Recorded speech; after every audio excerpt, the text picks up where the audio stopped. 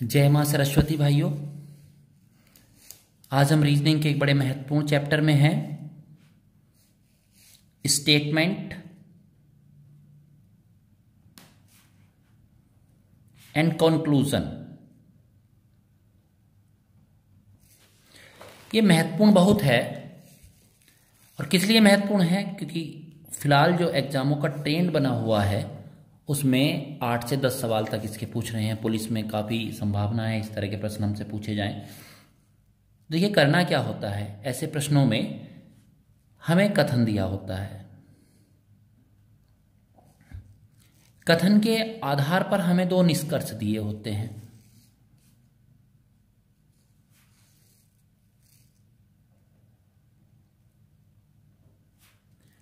इन दोनों निष्कर्षों को हमें इस कथन की कसौटी पर कसना होता है। फिर इसमें से कौन सा निष्कर्ष निकल रहा है, कौन सा निष्कर्ष इससे मेल नहीं खाता है, ये हम लोगों को बताना होता है। सवाल करना चाहते हैं तो सबसे पहले आपकी शर्त क्या होती है? दिए गए कथन को पूर्ण रूप से सत्य माने, पूर्ण रूप से सत्य माने, चाहे वह वर्तमान या सामाजिक अवधारणाओं से मेल न खाता हो,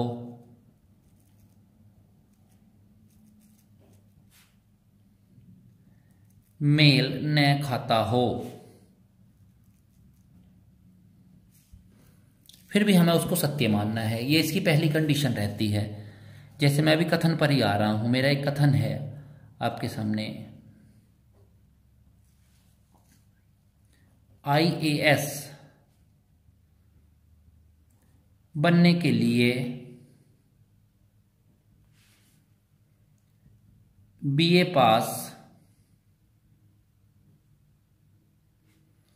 न्यूनतम योग्यता है। अब देखिए, यहां पर एक कथन है और हमने BA पास लिया है, स्नातक नहीं लिया है, BA पास लिया है। स्नातक में BSc हो जाएंगे हम लोग, BTech हो जाएंगे हम लोग, BBA हो जाएंगे हम लोग, BCA हो जाएंगे हम लोग, लेकिन यहाँ BA पास लिया है। तो अगर हम मान्यताओं के अनुसार जाएं तो कोई भी स्नातक व्यक्ति जिसकी उम्र 20 साल हो चुकी है IAS के लिए अप्लाई कर सकता है। लेकिन यहाँ पर नहीं दे रहा, क्या कह रहा है कि कोई भी BA पास व्यक्ति हो तो वो फॉर्म डाल सकता है। अब देखिए, मैं यहाँ निष्कर्ष आपके पास जा रहा हूं। सभी स्नातक व्यक्ति IAS की परीक्षा दे सकते हैं। दूसरे निष्कर्ष पर आ रहा हूं, यहीं IAS बनने के लिए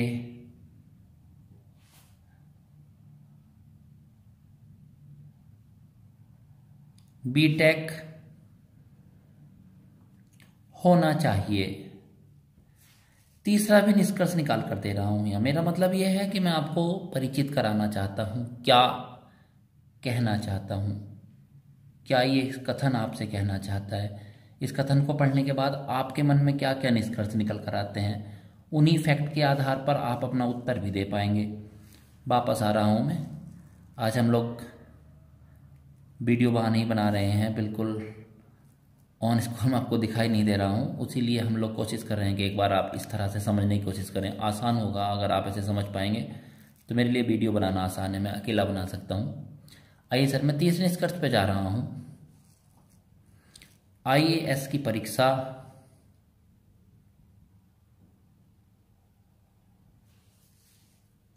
में मास्टर डिग्री होना चाहिए। अब मैंने जल्दी से आपको निष्कर्ष में बता देता हूं सर।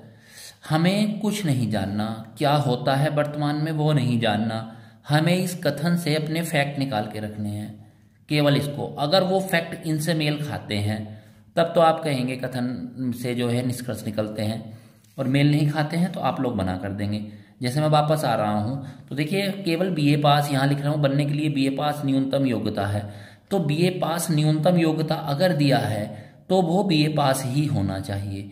अर्थात पहला कथन जैसे उसने कहा सभी स्नातक व्यक्ति आईएएस की परीक्षा दे सकते हैं, तो गलत है, केवल बीए पास दे सकते हैं। आईएएस बनने के लिए बीटेक होना चाहिए, बिल्कुल नहीं, आईएएस बनने के लिए बीए होना चाहिए। ऊपर जो दिया है आईएएस की परीक्षा में मास्टर डिग्री होनी चाहिए।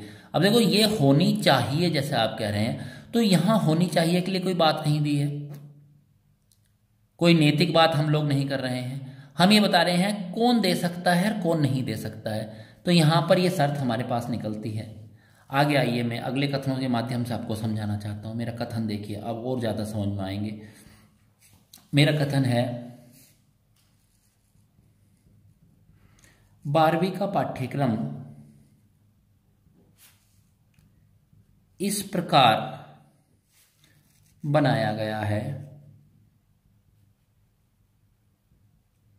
कि सभी बच्चे या सभी विद्यार्थी बिना अध्यापक की सहायता के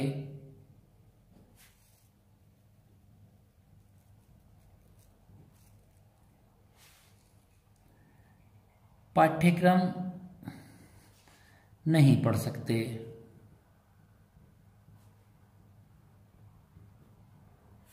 देखिए सर, ये मेरा कथन है, उसके बाद मैं निष्कर्षों पे जा रहा हूं। 12वीं का पाठ्यक्रम बहुत कठिन है, पहला। दूसरे निष्कर्ष पर जा रहा हूं, यहां देखिए फैक्ट के आधार पर आप चर्चा करेंगे उसमें। दूसरा,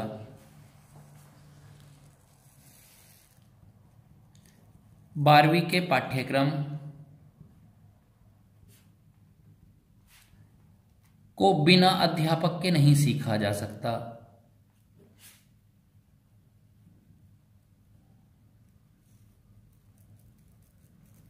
अब देखिए सर, ऊपर मैंने क्या कहा है, फिर मैं इन दोनों निष्कर्षों पर जाऊंगा, आप भी मेरे साथ रहिए। 12वीं का पाठ्यक्रम इस प्रकार बनाया गया है कि बच्चे ओब्लिक सभी विद्यार्थी बिना अध्यापक की सहायता के पाठ्यक्रम नहीं सीख सकते। क्या कह रहे हैं सर? सभी विद्यार्थी बिना अध्यापक की सहायता के पाठ्यक्रम नहीं सीख सकते, अर्थात सारे लोग बिना अध्यापक के नहीं पढ़ पाएंगे। तो देखिए 12वीं का पाठ्यक्रम बहुत कठिन है। बहुत कठिन होने का मतलब सर, अगर वो आसान होता, आप यहां से निकाल रहे हैं आसान होता, तो कुछ बच्चे उसको अपने आप भी सीख सकते हैं। इसका मतलब वो बिना अध्यापक के नहीं सीख पा रहे हैं, तो पाठ्यक्रम कठिन ही है। तो फिर हम क्या करेंगे, पहले को ओके कर देंगे, जी ठीक है आपने कठिन कहा है। 12वीं के पाठ्यक्रम को बिना अध्यापक के सीखा जा सकता है, वो नहीं कह रहा 12वीं के पाठ्यक्रम को बिना अध्यापक के सीखा जा सकता है। और हमारा कथन कह रहा है कि बच्चे या सभी विद्यार्थी बिना अध्यापक की सहायता के पाठ्यक्रम नहीं पढ़ सकते, अर्थात इतना कठिन है कि अध्यापक की सहायता चाहिए। नीचे कह रहा है पाठ्यक्रम को बिना अध्यापक के सीखा जा सकता है, तो ये कथन हमारा नहीं निकलता। तो हम क्या कहते हैं, निष्कर्ष 1 निकलता है।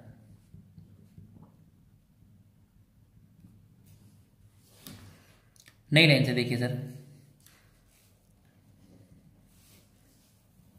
अगला कथन है मेरा, पुलिस का पेपर है सर, उसी पर एक कथन रख रहा हूं। जो विद्यार्थी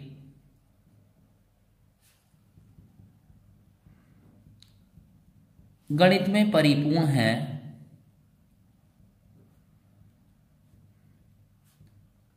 वे पुलिस परीक्षा उत्तीर्ण कर सकते हैं।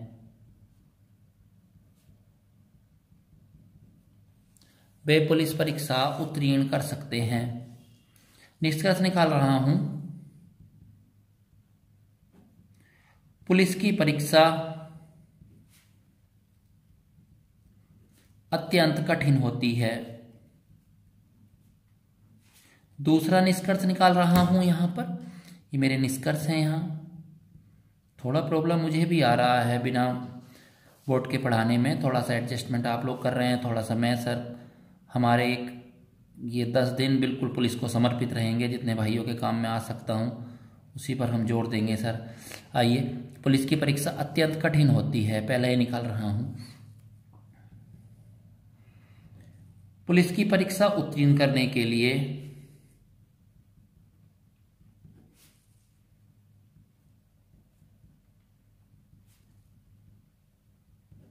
गणित का अच्छा होना अनिवार्य है। अब देखो, हम मान लेते हैं नॉर्मली हम लोग जो बातें आप लोगों से करते हैं, आप लोग देखते हैं, तो उसमें हो सकता है कि जो बात मैं कह रहा हूं ये आपको उतनी अच्छी ना लगे, मगर मैंने पहले कहा है कि जो भी कथन हमारा है हम केवल उस कथन के बारे में बात करेंगे। जो विद्यार्थी गणित में परिपूर्ण है वे पुलिस की परीक्षा उत्तीर्ण कर सकते हैं। अर्थात देखिए, यहाँ पर कथन ये कह रहा है कि पुलिस की परीक्षा पास करने के लिए गणित का अच्छा होना अनिवार्य है। क्योंकि देखो, साफ साफ कहा, हालांकि जीएस भी अच्छी हो सकती है आपकी, हिंदी अच्छी हो सकती है, रीजनिंग अच्छी हो सकती है, अच्छे नंबर ला सकते हैं, गणित तो एक पार्ट है उसका। लेकिन मैं उस बात पर नहीं जाना चाहता। हम लोग किस बात पर जा रहे हैं वो देखिए।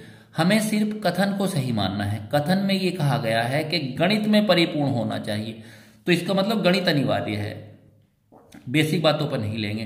पुलिस की परीक्षा अत्यंत कठिन होती है सर, तो देखिए ये कहीं नहीं लिखा है ऊपर।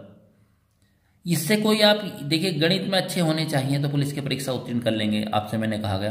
तो बहुत सारे लोगों का गणित बहुत अच्छा होता है, तो उसके लिए कहीं यहाँ ये बात नहीं देते हैं, कथन में ये वाली बात नहीं आ रही है कि आपका ये सब्जेक्ट बहुत अच्छा नहीं है तो आप उसको कर नहीं पाओगे। तो ठीक है सर, हम लोग पहले वाले कथन को तो बिल्कुल नेगलेक्ट करते हैं, भैया तुम नहीं हो सकते यहाँ पर। आगे कह रहे हैं पुलिस की परीक्षा उत्तीर्ण करने के लिए गणित का अच्छा होना अनिवार्य है, बिल्कुल ऊपर साफ साफ दिया है। तो हम क्या कहेंगे सर, इसमें जो है ना निष्कर्ष निकलता है हमारा, कौन सा, सेकंड निकलता है।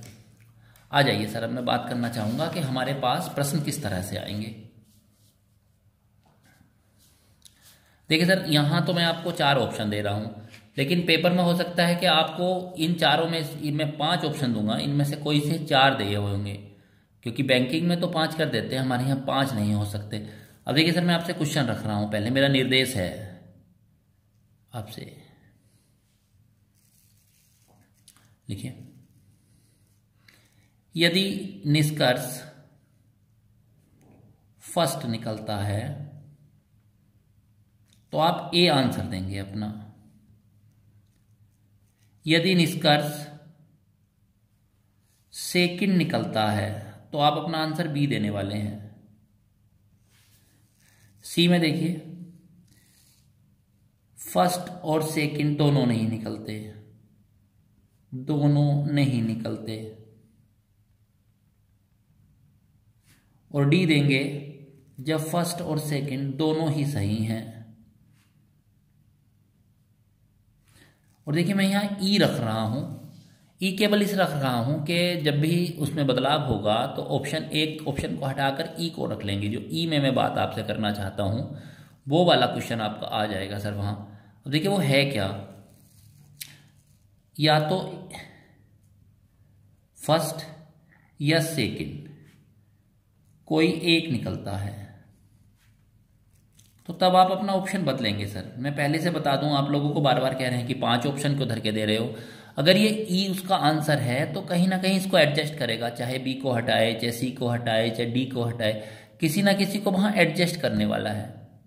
अब देखिए, ये आ सकता है कि नहीं आ सकता, उसके लिए मैं आप लोगों से बातें करना चाहूंगा।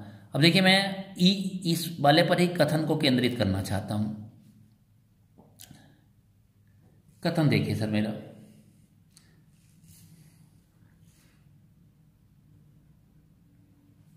कथन है सर मेरा आपके पास,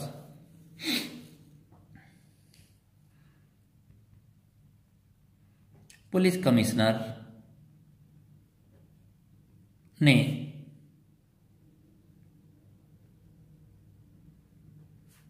क्षेत्रीय अधिकारी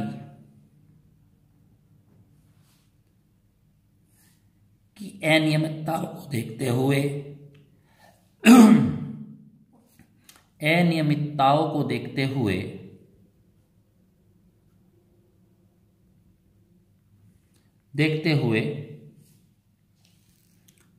कहा है कि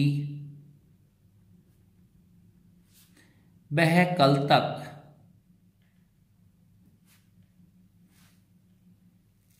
इस्तीफा दे दे,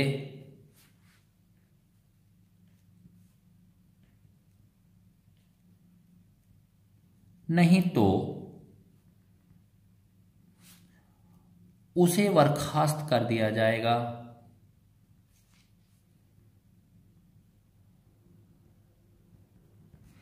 देखिए सर, यहां पर पुलिस कमिश्नर जी ने क्षेत्रीय अधिकारी सीओ को कहते हैं हम लोग, जो हमारे सर्किल ऑफिसर होते हैं, उनसे ये कहा है कि आप अपना काम ठीक से नहीं कर रहे हैं, आप कल तक अपना इस्तीफा हमें दे दें वरना आपको बर्खास्त कर दिया जाएगा।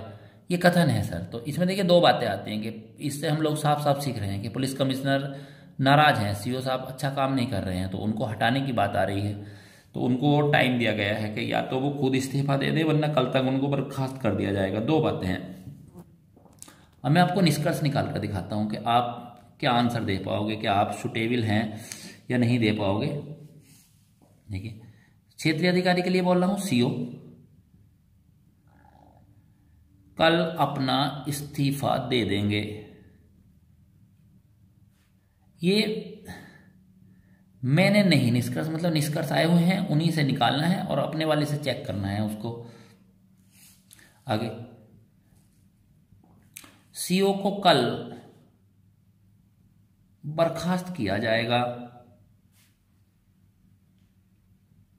अब आप लोगों से मेरी बातें हो रही हैं, आप मुझे बताइए पुलिस कमिश्नर ने क्षेत्रीय अधिकारी को क्या कहा था कि कल तक आप अपना इस्तीफा दे दीजिए, नहीं तो हम आपको बर्खास्त कर देंगे।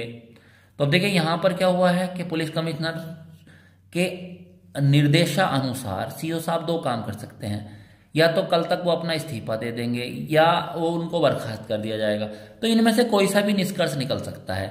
अब ये ऐसी कंडीशन में है दोनों निष्कर्ष कि एक ना एक तो अवश्यंभावी है, कोई सा तो पक्का है कि जो निकलने वाला है। ऐसा भी हो सकता है कि कल तक वो अपना इस्तीफा दे देंगे, ऐसा भी हो सकता है कि वो कल बर्खास्त कर दिए जाएं, इस्तीफा देने ना जाएं। तो ये भी सही हो सकता है और ये भी सही हो सकता है। तो अब हमें इसका निष्कर्ष जो है ना, उत्तर अपना देना था, तो हम ऐसे लिखते फर्स्ट या सेकंड में से कोई एक निकलेगा। अब देखिए ऐसा ऑप्शन तो उसको एडजस्ट करना पड़ेगा, ऐसे ऑप्शन को सारे क्वेश्चन में आता नहीं है, तो एडजस्टमेंट हम कहाँ रखेंगे। जैसे मैं ई दे रहा हूं आपको, या तो फर्स्ट या सेकंड, कोई एक जरूर इससे निकलने वाला है। तो ऐसा कभी कभी हम ऐसे क्वेश्चन में फंस जाते हैं, तो फिर हम लोग उसके लिए ये पहले से तैयार करके दे रहे हैं कि आप ई तक अपने आंसर दे सकते हो। लेकिन चूंकि हम जिस तरह के पेपर, जिस तरह के फॉर्मेट में हम लोग तैयारी करते हैं, तो यहाँ जो पुलिस वाला पेपर है वो 4 ऑप्शन पर डिपेंड करता है, 5वां ऑप्शन के लिए कहीं जगह नहीं होता। लेकिन 5 मुझे बनाने पड़े हैं, मजबूरी है मेरी, इसलिए आ रहा हूँ सर मैं। आगे मैं आप लोगों से बात करना चाहूंगा सर। लिखिए सर, अगला कथन मेरा रहेगा आपसे, थोड़े देख लीजिए सर, बड़ा महत्वपूर्ण ये रहता है। सब लोगों से मेरी गुजारिश है सर, ज़्यादा से ज़्यादा इन वीडियोस को देखें इस दौरान, और अपने कुछ जो महत्वपूर्ण चैप्टर हैं वो करें। हम लोग कल जीएस में करंट के लिए भी पूरा प्रतिबद्ध हैं कि उसके लिए कुछ अच्छे से अच्छा हम लोग डालें वहाँ। देखिए अगले मैं क्वेश्चन देख रहा हूँ, जैसे मैं लिख रहा हूँ, स्वस्थ रहने के लिए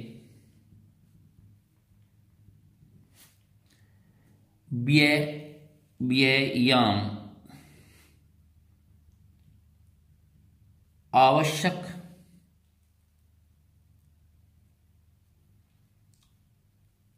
और अनिवार्य है।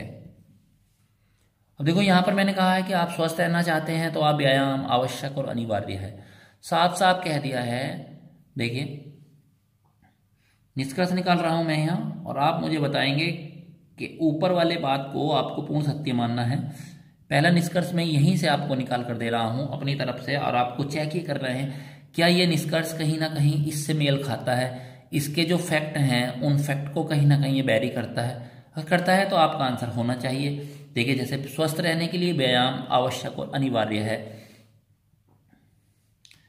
बिना व्यायाम के स्वस्थ रहा जा सकता है।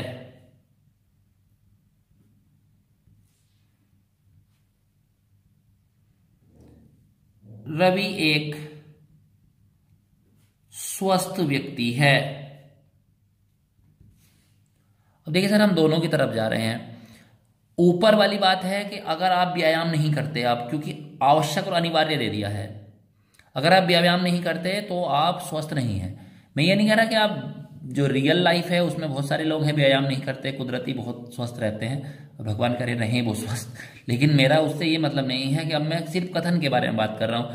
मुझे कथन को 100% सही मानना है। कथन में जो बातें दी गई हैं उनको सही मानना है। कथन में ये दिया गया है स्वस्थ रहने के लिए व्यायाम आवश्यक और अनिवार्य है, अर्थात व्यायाम के बिना आप स्वस्थ नहीं रह सकते। तो बिना व्यायाम के स्वस्थ रहा जा सकता है? बिल्कुल गलत है, नहीं निकलता सर। रवि एक स्वस्थ व्यक्ति है, तो देखिए रवि के बारे में ऊपर कहीं जिक्र नहीं है। कभी कभी इसी तरह का कथन निष्कर्षों में रख देता है कथन के बाद, जिसका ऊपर कहीं जिक्र नहीं है। रवि के बारे में मेरे पास कोई जानकारी नहीं है कि रवि व्यायाम करता है या रवि व्यायाम नहीं करता है, तो मैं कैसे कह सकता हूं कि कोई व्यक्ति का नाम दे देंगे वो स्वस्थ रहा होगा। तो इस तरह के क्वेश्चन ज्यादा है आपसे बेसिकली पूछने की कोशिश करता है। तो क्या लिखेंगे सर इसका आंसर? जैसे ऊपर से देंगे हम, यदि निष्कर्ष एक निकलता है तो ए दें, दो निकलता है तो ए, दोनों नहीं निकलते हैं तो सी दें। तो देखिए दोनों नहीं निकलते हैं तो सी दें, तो फिर ऐसे करके मैं एग्जाम में मेरा आंसर आएगा, मैं सी लगा दूंगा, बस कुछ नहीं करना है मुझे। मैं आगे जा रहा हूं सर, उसके में देखिए मेरा कथन है आप लोगों से, सभी भारतीय हिंदी बोलते हैं।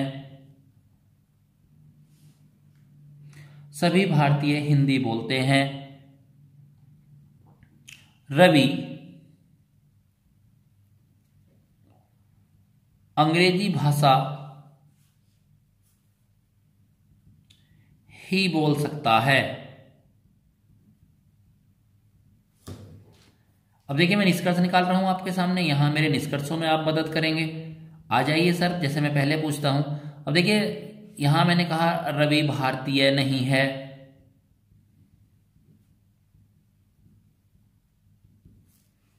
आगे देखिए सर,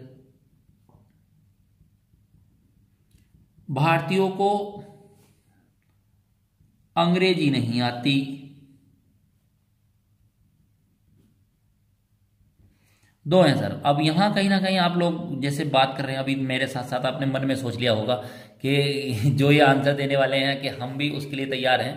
तो अब जरा आ जाइए, दोनों की परीक्षा हो जाए सर।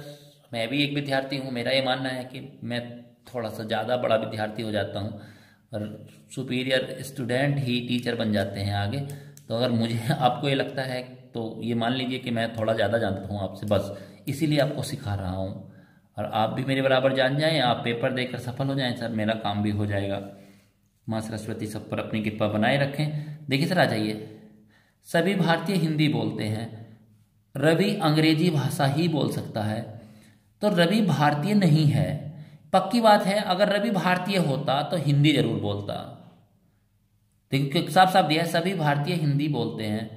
लेकिन देखिए अब नीचे आता हूं, भारतीयों को अंग्रेजी नहीं आती। लेकिन देखिए यहाँ एक बात कही गई है आपसे, जरा वापस आइए इस कथन पर, बहुत ही महत्वपूर्ण है सर। इसी तरह के अभी पीसीएस वगैरह के पेपर हुए हैं, उन सब लोगों में जो सी सेट का पेपर आ रहा है, बहुत सारे क्वेश्चन इस तरह के पूछ रहा है जैसा मैंने आपके सामने रखा है, और वहीं से रिलेटेड भी है ये क्वेश्चन। देखिए सभी भारतीय हिंदी बोलते हैं, तो यहाँ पर यह नहीं कहा गया है कि भारतीय हिंदी बोलते हैं तो उन पर और भाषाएं नहीं आती। लेकिन ये मस्ट है कि अगर आप भारतीय हैं तो आप हिंदी बोलना आना चाहिए आपको। तो यहाँ कहीं पर भी ये बात तो कहीं पर भी वो नहीं बता रहा कि आप भारतीय मतलब भारतीय हैं तो आप कोई और भाषा का ज्ञान नहीं रखते हैं। भारतीय हैं हम और भाषा का ज्ञान भी रख सकते हैं। तो नीचे दिया है भारतीयों को अंग्रेजी नहीं आती, तो इस बात से बिल्कुल इत्तेफाक नहीं करते, गलत है सर। भारतीयों को अंग्रेजी आ भी सकती है कहीं से, मतलब मेरा जो कथन है उससे नहीं आती। अभी देखिए इसी में आप लोग अगर ये वाली बात आती, ये मेरा कथन ये ना होकर ये होता, सारे लोग जरा ध्यान देंगे भैया। यहाँ सभी भारतीय केवल हिंदी बोलते हैं, सभी भारतीय केवल हिंदी बोलते हैं।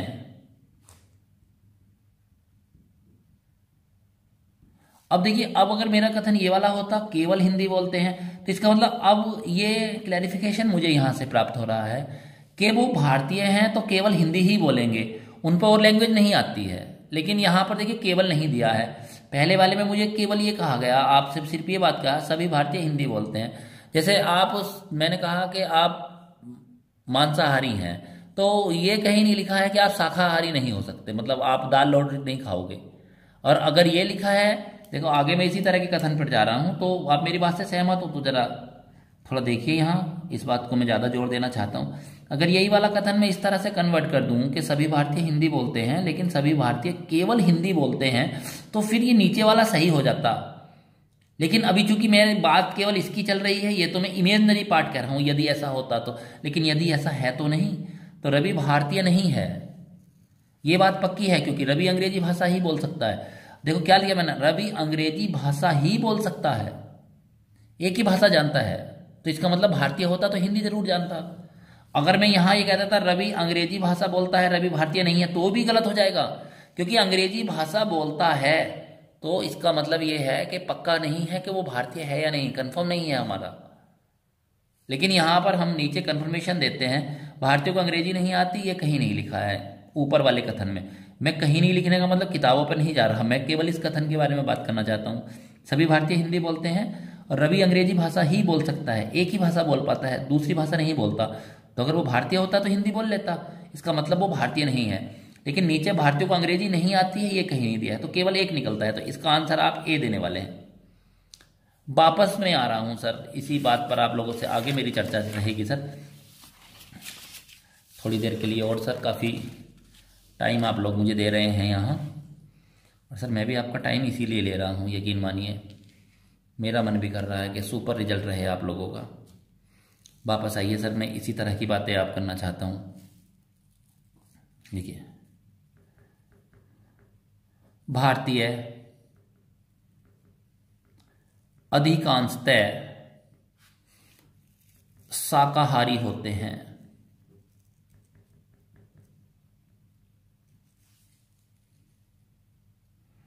उनका भोजन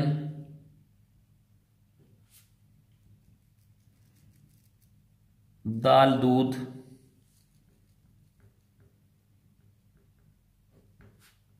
सब्जियों का मेल होता है।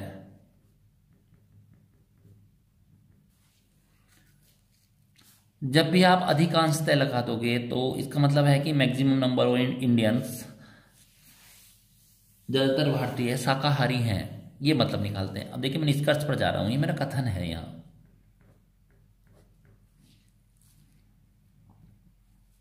निष्कर्ष निकाल रहा हूं, पहले निष्कर्ष पर मैं आपके साथ हूं, आप मुझे निकालिए। सभी भारतीय शाकाहारी हैं।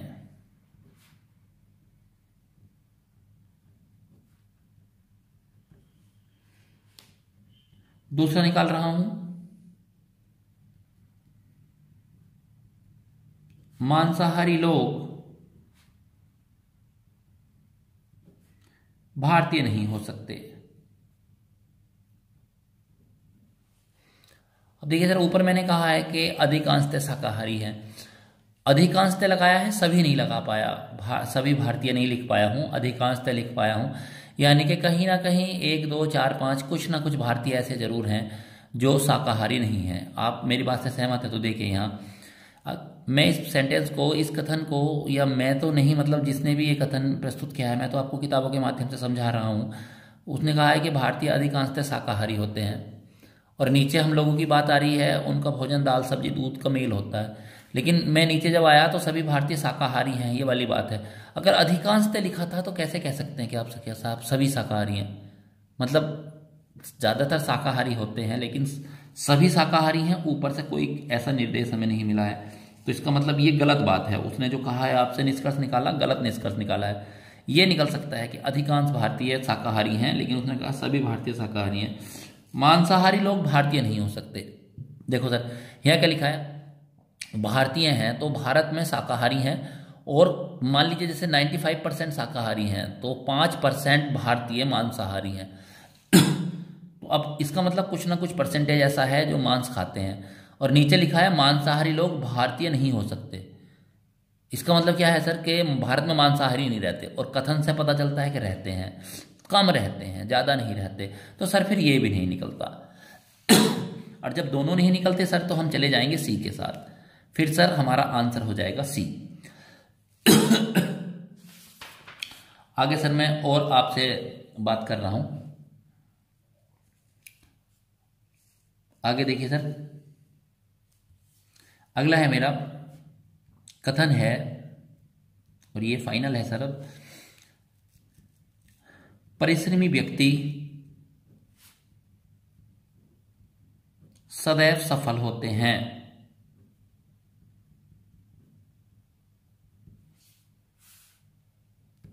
ये मेरा कथन है सर कि परिश्रमी व्यक्ति सदैव सफल होते हैं। आगे मैं निष्कर्ष निकाल कर दे रहा हूं, आप मुझे बताएं।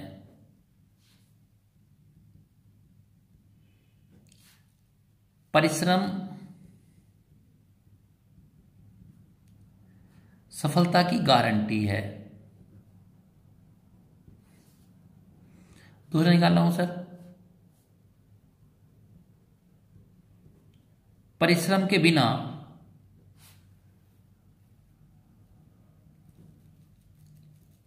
कोई सफल नहीं हो सकता। बहुत जल्दी से मैं आपसे बात करना चाह रहा हूं। देखिए सर, अगर इस तरह की बातें आती हैं कि परिश्रमी व्यक्ति सदैव सफल होते हैं, तो इसका मतलब क्या है सर, जो व्यक्ति परिश्रम करते हैं वो सदैव सफल हो जाएंगे। परिश्रम सफलता की गारंटी है, बिल्कुल सही है सर। देखो इसका मतलब क्या है, परिश्रमी व्यक्ति हैं तो आप सदा सफल होंगे। लेकिन देखिए अब बात ये आती है, जरा आप थोड़ा सा सोचिए और थोड़ा सा ढंग अपना बदल लीजिए। यहाँ परिश्रम के बिना कोई व्यक्ति सफल नहीं हो सकता, ये ऊपर वाले सेंटेंस को, इसी वाले सेंटेंस को यहाँ पर बदल के दिया गया है। जैसे मैं कहूँ वह व्यक्ति गोरा है, और उसी को मैं बदल कह दूँ वह व्यक्ति काला नहीं है, तो मैं निगेटिव सेंस में ले जा रहा हूँ, बात वही है। तो ऊपर वाले को ही नीचे दिया गया, परिश्रम के बिना कोई सफल नहीं हो सकता, अर्थात परिश्रम से ही सफल होते हैं। और ऊपर यही बात वो बार बार कह रहा है कि परिश्रम करोगे तो सदैव सफल हो जाएंगे। तो सर ये वाला भी निकलता है, और जब दोनों निकलते हैं सर तो हमारा आंसर बन रहा है वहाँ पर डी। इस तरह की सर बातें आप लोगों से होती रहें, थोड़ा सा इनको समझिए, और जो आपके पास पेपर वगैरह है उसमें से पेपर सेट इत्यादि से आपको करके देखिए सर। और मुझे टाइम मिलेगा तो और मैं इस बारे में बात करूँगा। आपसे जय मां सरस्वती।